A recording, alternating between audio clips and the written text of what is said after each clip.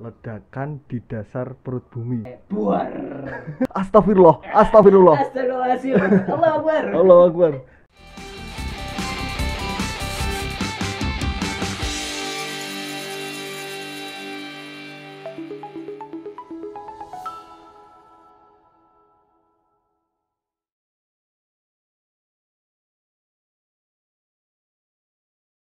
Selamat siang.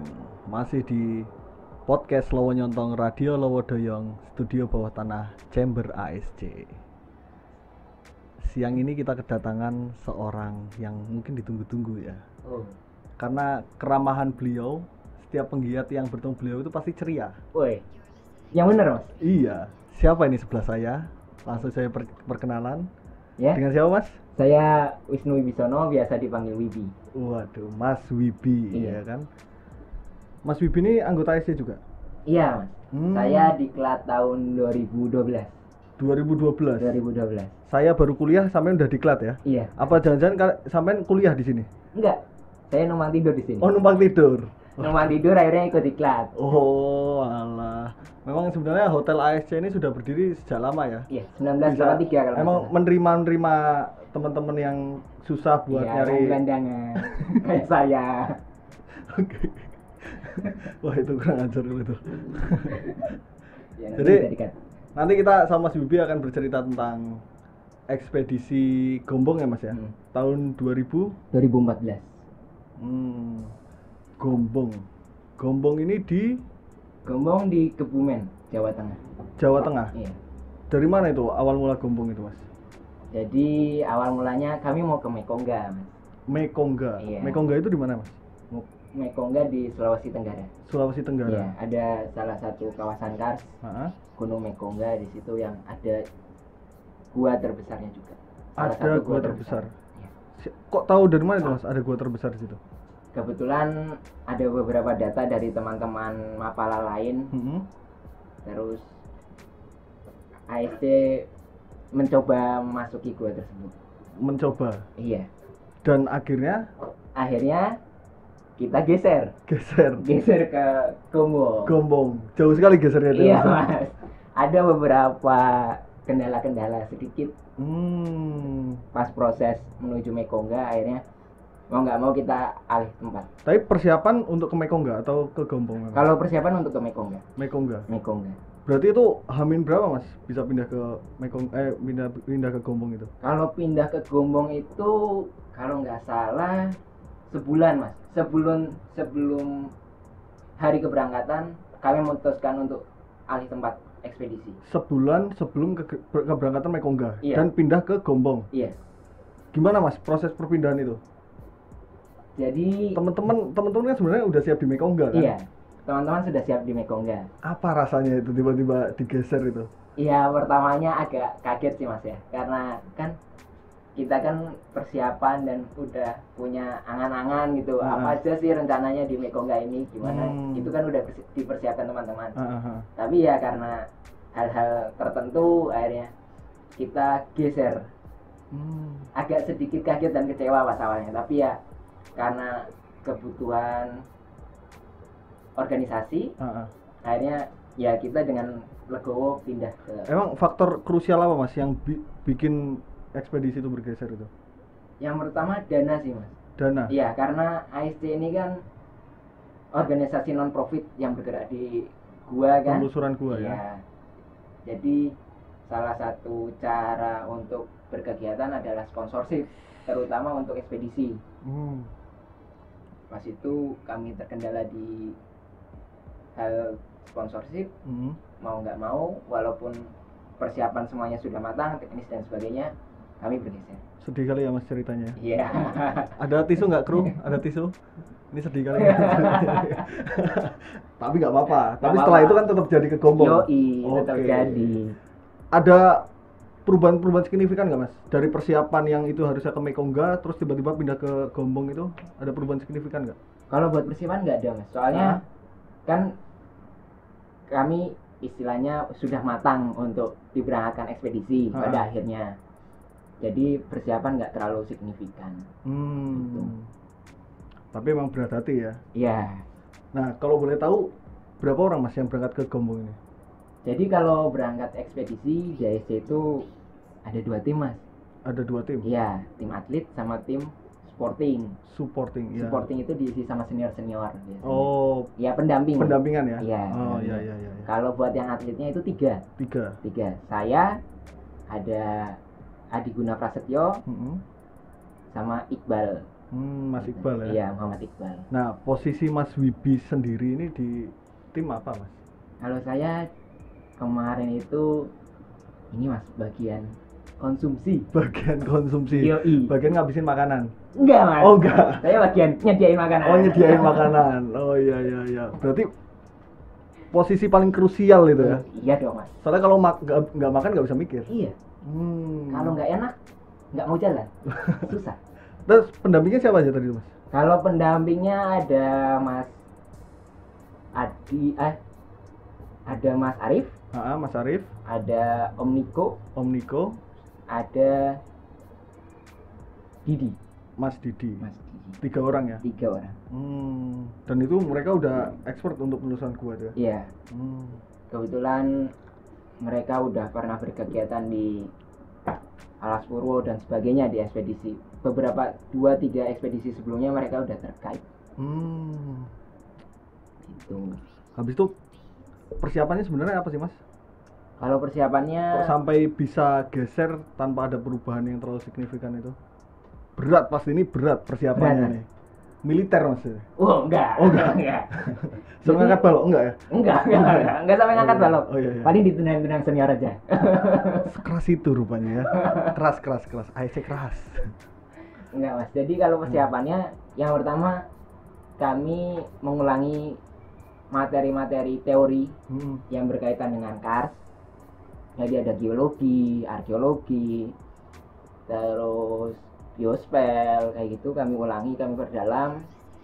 Terus ada itu fungsinya apa Mas? Ngulangi refresh materi-materi gitu? Karena ekspedisi saat itu ditujukan untuk ekspedisi keilmuan Mas. Rencananya seperti itu, makanya ada tambahan materi-materi teori. Selain nge-refresh lagi ada tambahan materi-materi ya, yang bakal digunakan waktu ekspedisi. Iya benar. Seperti itu. Terus habis itu ada persiapan apa lagi? Ada otomatis ada persiapan fisik, olahraga pada umumnya, sama latihan ditambah. Mungkin yang tadinya seminggu 2 kali jadi seminggu 3 kali dan sebagainya. Menarik ini. Terus habis itu teman-teman berangkat bulan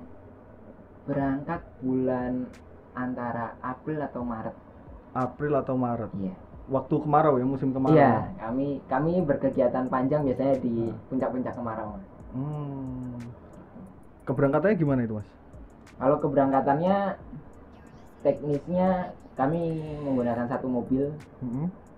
Dan di sana perlengkapan sudah diantar terlebih dahulu bersama tim advance. Ya. Nah tim advance naik apa nih Mas? Tim advance naik mobil juga. Oh berarti 2 mobil? 2 mobil totalnya. Gitu. Dan untuk akomodasi di sana? Akomodasi di sana kami menggunakan motor.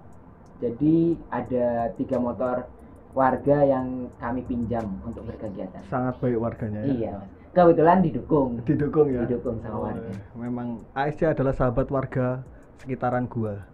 Terima kasih warga sekitaran gua. Garing ya? Iya emang pancen garing. Nah ini berarti sudah ada kendala nggak Mas selama proses persiapan keberangkatan itu? Kalau kendala mungkin ketika tryout ya Mas ya. Kenapa itu Mas? Jadi kan tryout ini apa Mas? Oh ya, jadi sebelum ketika persiapan teknis, kemampuan teknis udah siap, kemampuan teori sudah siap, teman-teman diuji coba Mas di satu kawasan yang diibaratkan sebagai lokasi ekspedisi. Kebetulan pas tahun 2014 itu kami tryout di Wonogiri. Iya, Kiriwoyo lebih tepatnya. Oh, gitu. Itu kayak gimana Mas? Tryout tuh apa aja yang di ini? Segala macam Mas, mulai dari rigging, cleaning, pemetaan, terus evakuasi itu diuji coba di sana. Berarti sudah seperti gambaran waktu ekspedisi ya? Iya. Oh. Seperti itu. Tryout udah, berangkat udah. Iya. Nah, apanya nih yang kurang? Sekarang gimana warga di sana? Terbuka nggak di Kebumen? Kalau pas Itu awal-awal masih di pemukiman atau di hutan itu Mas? masih di pemukiman. Pemukiman. Pas awal datang ada sedikit miskomunikasi antara tim kami dan warga setempat. Jadi ketika sampai di lokasi, kami perlu berkoordinasi ulang dengan perangkat desa maupun kelompok dan masyarakat setempat di balai desa, Mas. Itu karena pas itu kan dikiranya kami survei semen gitu, Mas. Loh, emang ada apa Mas semen sama warga sana itu? Jadi beberapa tahun sebelum kami ekspedisi di sana, itu ada salah satu pabrik semen yang direncanakan berdiri di Gombo. Itu kebetulan lahannya juga sudah siap Mas untuk ditambang. Seperti itu. Dan terus warga kenapa kok banyak yang menolak gitu? Karena basis mata pencarian warga itu pertanian Mas. Oh. Dan kebetulan lahan yang direncanakan untuk pabrik ini itu berada di lahan pertanian warga. Oh alah. Makanya ketika kami datang itu kami perlu berkoordinasi ulang untuk ya meyakinkan. Ya biar kegiatan apa sih yang mau dilakukan ASD di sana. Akhirnya kesalahpahaman itu selesai ya? Selesai di balai desa. Dan dapat support 3 motor. Dan satu dapur Mas. Dan satu dapur. Itu tempat penguasaan dirimu ya Mas ya? Sebagai ahli konsumsi di situ. Iya. Wah, emang. Kami dibantu satu rumah dan satu dapur dan 3 motor. 3 motor. Iya. Seperti itu. Itu di desa apa itu Mas? Kalau desanya namanya Pakuran Mas. Pakuran, Kecamatan Buayan, Kabupaten Kebumen. Iya. Itu ada sempat pindah camp nggak? Berapa lama untuk ekspedisinya itu? Kalau ekspedisi kira-kira antara 14 hari sampai 20 hari sih Mas. 14 sampai 20 hari. Ada sempat pindah base camp nggak Mas? Kalau untuk pindah base camp enggak ya Mas, tapi ada satu tim yang menginap 1-2 hari di tempat lain seperti itu. Kenapa? Kok sampai terpisah berarti kan? Iya, terpisah 1-2 hari. Itu memang sudah direncanakan seperti itu atau? Iya Mas. Jadi kan tujuan ekspedisinya ini kan membaca arah sistem sungai bawah tanah di kawasan Kars Gombong Selatan. Iya. Dan karena fokus kegiatan kami ada di Gombong bagian timur dan ada aliran indikasi aliran ke arah barat, maka satu tim itu mencari outlet di lokasi yang jauh itu ya. Iya, sisi bagian barat. Dan itu mau nggak mau harus nginap. Mas, untuk efisiensi dan efektivitas kegiatan. Seberapa jauh sih Mas dari jarak situ sampai ke base campnya Mas? Kalau perjalanan motor sebenarnya cepat sih Mas, 2 jam 3 jam. Tapi karena kalau pulang pergi kan berarti 4 jam 6 jam. 4 jam 5 jam 6 jam itu. Terus waktu explore kita juga dari pagi sampai sore Mas. Jadi kayaknya nggak worthy ketika kita pulang pergi base camp seperti itu. Oke. Cut. Oke, kita istirahat dulu. Setelah ini kita lanjutkan obrolan kita.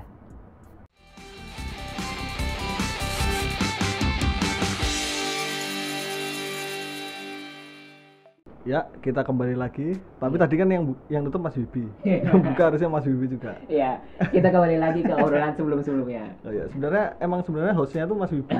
Saya tuh cuma bantu. Dari kemarin cuma bantu saya tuh. Ini sebenarnya Mas Bibi, cuman karena Mas Bibi kan sekarang jam terbangnya tinggi banget. Nggak tinggi-tinggi banget sih Mas. Iya sih.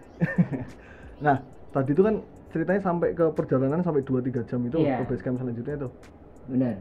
Jadi tim advance itu kebetulan saya dan Mas Iqbal itu kami survei di Kecamatan Ayah.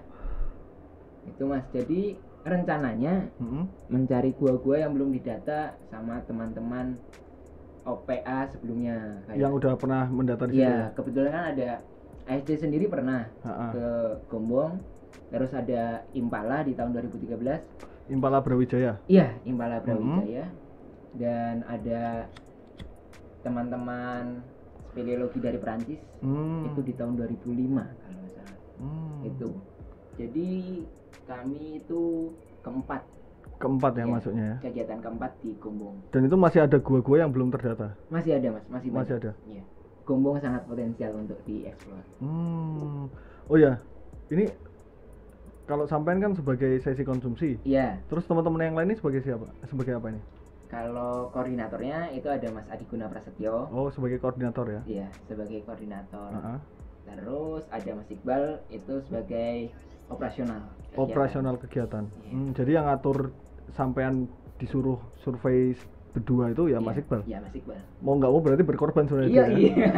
Bunuh diri dia sebenarnya. Iya, kasihan ya dia. Ya udahlah, daripada ini biar operasional aja yang harus jalan. Terus yang 3 itu ngapain Mas? Yang berapa? 4 ya berarti sisanya? 4. Sisanya 2 Mas, karena Mas Didi sama Mas Arif itu gantian. Gitu. Jadi yang berangkat pertama kali Mas Arif dan Om Niko. Terus Mas Arif di tengah naik mobil itu ya? Naik mobil bareng kami. Di tengah kegiatan Mas Arif ada tugas di Jogja, akhirnya Mas Arif digantikan oleh Mas Didi. Mas Didi masuk ya? Iya. Oh, berarti ceng-cengan antara Mas Didi sama Mas Arif itu ya? Iya. Dan ketika kami di Kecamatan Ayah, itu teman-teman di Kecamatan Buayan itu ngelakuin tracing, penelusuran sistem menggunakan gabah Mas. Gabah ya? Gabah. Konvensional sekali ya itu. Konvensional. Karena keterbatasan ya dana dan sebagainya. Iya. Kami lebih memilih pakai gabah. Karena tujuannya untuk mencari sistem air itu ya. Iya. Nah ini menarik nih, sebelum masuk ke situ ya. Ini pola eksplornya itu gimana Mas? Kalau pola eksplornya pertama-tama kan datanya sebenarnya sudah dibantu oleh Impala dan FFS. Yang dari Prancis itu ya? Iya. Itu datanya dari mereka.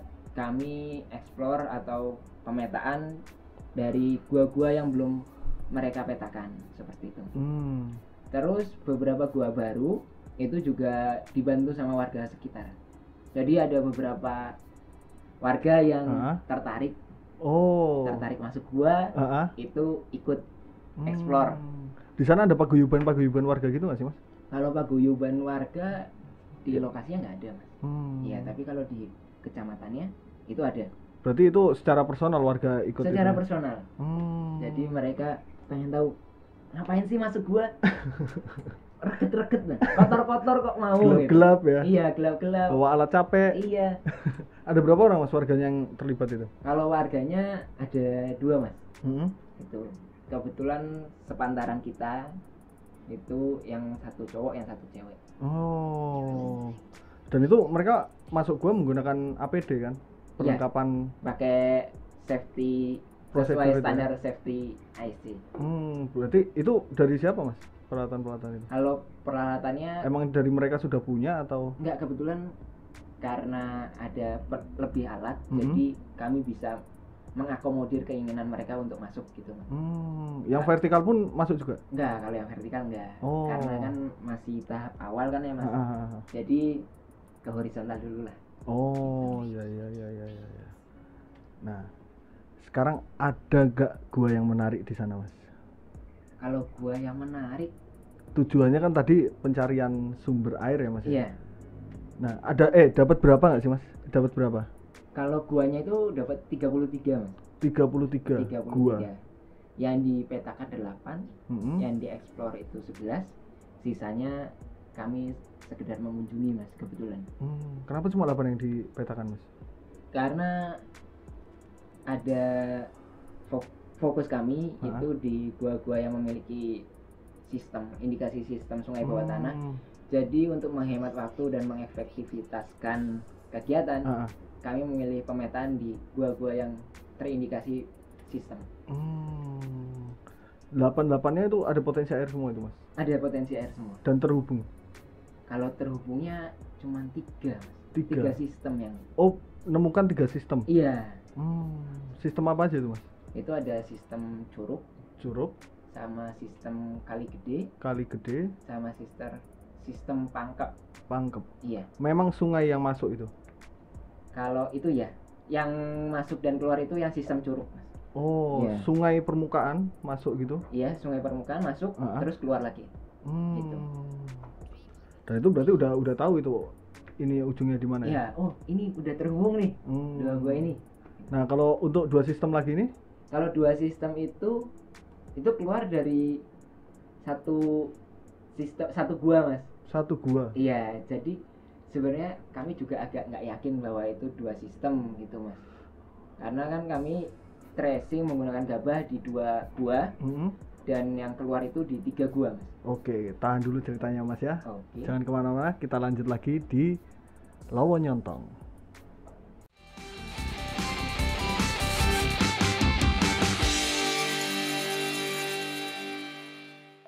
Kembali lagi di podcast Lowonyontong.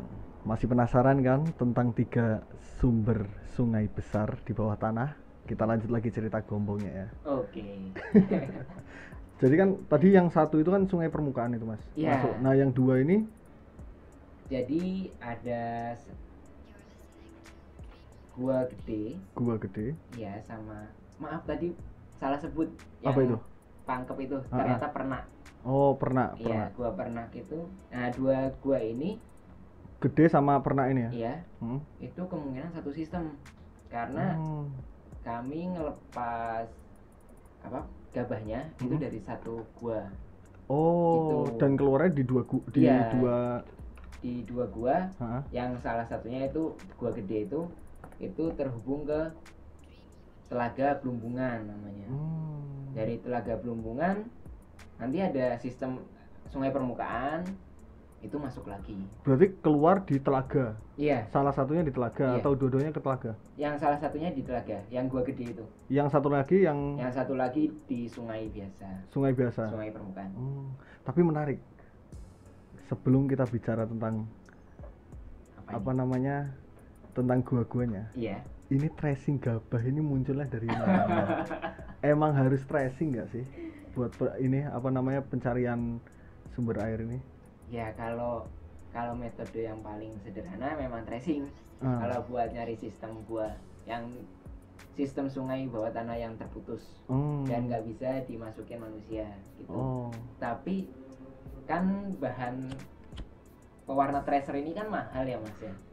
Dan saat itu ya kami punya keterbatasan kemampuan untuk membeli tracer gitu. Tapi idenya melimpah ruah. Iya. Gimana caranya biar tahu? Muncullah gabah ini ya. Itu gabahnya ngambil di mana? Emang udah dipersiapkan dari Jogja, Mas? Enggak, Mas. Ide itu justru muncul di lapangan. Iya. Bahan apa yang nggak tenggelam kalau terendam air lama. Terus salah satu pendamping itu ngomong, gimana kalau gabah? Siapa itu? Om Niko. Oh. Dia ngomong, gimana kalau gabah? Kan gabah potensi buat tenggelamnya susah. Kecil ya. Iya. Akhirnya kita muter-muter ke sawah-sawah, nyoba cari sawah yang lagi panen. Ketemu. Ada untungnya? Ada. Akhirnya minta 3 karung besar, 3 karung ukuran 50 kilo itu gabah. Gitu. Dan dilarung ya? Dan dilarung. Dilepas di dalam gua itu? Iya. Nah, untuk guanya sendiri dimanfaatkan warga nggak sih, Mas? Kalau guanya dimanfaatkan warga, Mas. Jadi kami tahu gabahnya itu keluar di gua gede sama gua Perkap. Itu juga karena warga. Sambil bawa parang. Mas, ini air nih jadi kotor nih. Enggak. Jadi warga ngasih tahu kami karena ada pemberitahuan dulu dari kami kalau Pak, nanti kalau ada gabah keluar tolong dikasih tahu ya, Pak. Bu, tolong dikasih tahu kalau ada gabah yang keluar gitu. Jadi sebelum teman-teman ngelakuin tracing itu udah memberitahukan ke masyarakat ya? Udah memberitahukan ke pemerintah desa dan masyarakat setempat. Gitu. Apa hasilnya setelah warga tahu ini air itu ngalir? Ada efeknya nggak buat masyarakat di sana? Ya yang pertama warga nggak mengira kalau ada gua yang terhubung di situ mas, karena sepengetahuan warga kalau gua itu ya di dalam tanah dan nggak tembus, kecuali gua-gua yang terlihat tembus gitu mas, kayak song. Kan ada istilah song buat gua yang jadi udah kelihatan gitu ujungnya gitu ya. Terus kalau buat sungai bawah tanah, warga percayanya kalau sungai itu turunnya ya dari pohon beringin kayak gitu. Iya. Buat sistem sungai bawah tanahnya belum paham. Makanya dari situ berarti kalau sana ketutupan sini nggak ada airnya dong mas gitu. Jadi lebih menjaga ya warganya ya. Bisa lebih menjaga. Nah ini fungsi gua bagi warga ini apa sebenarnya di sana itu? Kalau di sana pemanfaatannya baru terbatas pada sumber daya airnya sih mas. Untuk kebutuhan MCK. Iya. Jadi ngambil air dari ini disedot atau diapain? Dari gua pakai selang. Berarti memang gua ini sumber vital juga buat warga ini ya. Dan debitnya besar mas. Debitnya besar. Iya. Karena memang sungai tadi itu ya. Iya. Gitu. Ada lagi nggak cerita menarik selama ekspedisi di Gombong ini? Kira-kira kalau mendengar ledakan tambang di dalam gua menarik nggak mas? Waduh, ledakan di dasar perut bumi. Iya. Kok bisa itu? Jadi di salah satu gua namanya gua Siwelirang. Itu ada, ini sebenarnya juga sistem perguaan mas, tapi kami nggak berhasil menyambungnya. Jadi ini ada 3 mulut gua yang punya satu sistem. Ada Siwelirang 1, 2, 3. Kami masuk di Siwelirang 1. Itu berdekatan itu lokasinya itu mas? Cukup berdekatan. Itu multi pitch 4 pitch kalau 4 pitch. Ya. Kami ketika di dalam dan kebetulan di dekat gua itu ada eksploitasi tambang. Itu tambang masyarakat di sekitar situ. Seberapa jauh itu dari tempat pertama? Ya, di bawah 5 kilo mungkin mas. Di bawah 5 kilo kalau jarak lurusnya. Dan metode ekstraksinya ya blasting, peledakan. Iya. Jadi kami udah dikasih tahu sama warga, tapi ucapan itu mas jangan ke sana, jangan ke daerah tambang karena sering pakai peledak. Ya. Dan kami nggak tahu kalau ledakannya itu terdengar dari dalam gua gitu. Akhirnya masuk lah kan. Tiba-tiba dong. Posisi masih di dalam. Masih di dalam. Mas Iqbal masih gantung. Waduh. Terus gimana itu mas? Akhirnya karena kami pikir gempa mas awalnya. Gempa? Iya. Tapi mau ada getaran tetap panik kan mas? Iya panik mas. Karena kan suara. Akhirnya suaranya kedengeran juga? Suaranya kedengeran. Kayak gimana suaranya emang? Iya kayak buar. Terus habis itu ada yang runtuh-runtuh gitu mas? Kalau yang runtuh-runtuh enggak sih mas, tapi kayak ada kayak debu-debu gitu. Jatuh-jatuh kan gitu. Ya, jadi kelihatan debu-debunya gitu. Terus gimana sih Mas Iqbal ini tadi yang masih gantung? Iya, Mas Iqbal ya kagetnya pakai misu-misu gitu mas. Oh iya. Astagfirullah. Astagfirullahaladzim. Allahu Akbar. Terus boom. penelusuran masih dilanjutkan? Akhirnya karena masih ada tim yang di atas, masih ada pendamping yang di atas. Pendamping di atas komunikasi sama warga lokal yang nemenin mas. Pak maaf ini gempa atau ada apa gitu. Oh itu blasting mas, biasa kok. Biasa. Oke. Padahal ya proses blasting itu cukup memakan banyak korban kalau di situ. Oh karena lokal tadi itu ya? Iya karena lokal. Itu. Terus selain itu di Siwelirang 3 kalau nggak salah mas, itu kami sempat panik. Kenapa gara-gara minim oksigen di dalam.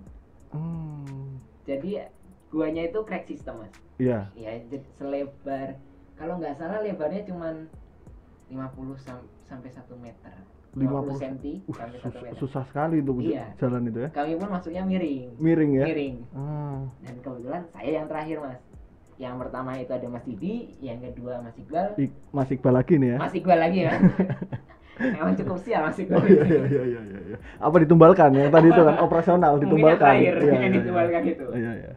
Terus yang ketiga ada Mas Adi. Mas Adi yang terakhir saya. Itu Mas Iqbal dan Mas Didi itu masuk duluan. Ketika Mas Adi dan saya proses masuk, Mas Iqbal dan Mas Didi ini teriak-teriak oksigen. Karena saya juga bawa alat medis, saya coba masuk. Iya. Tapi kehalang Mas Adi. Karena lorongnya sempit tadi itu ya. Karena lorongnya sempit.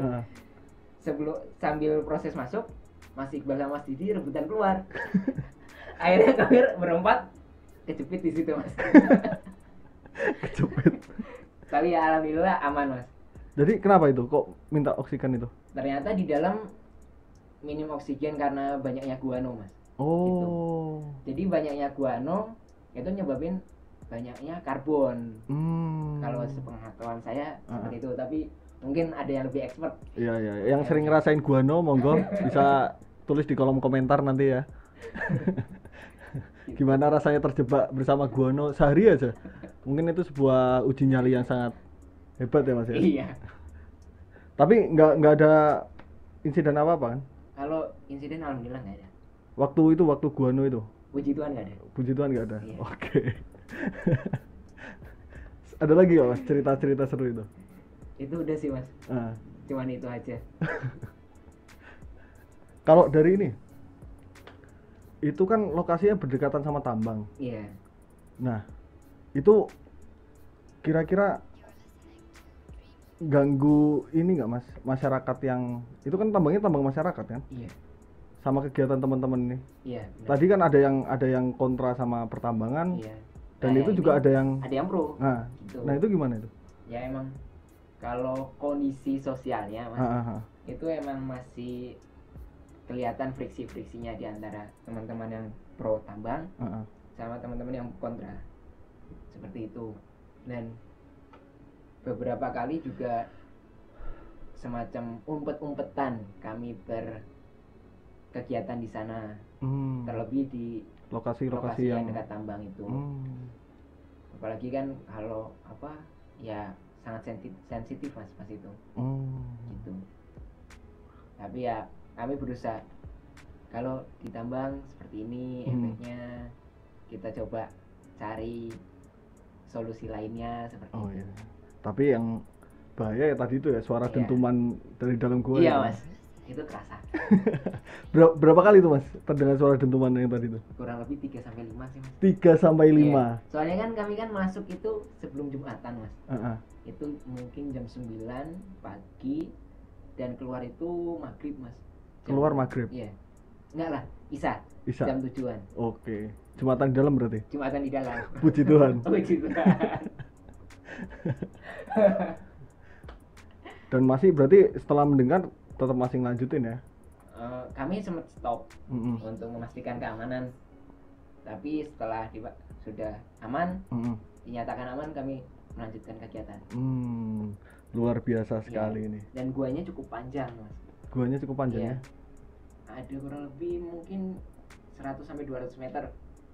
Untuk turunnya aja? Untuk maju ke dalam. Untuk ke dalam ya? Iya. Sama akhirnya ada lorong yang tidak bisa dimasuki orang dan lumpurnya terlalu dalam.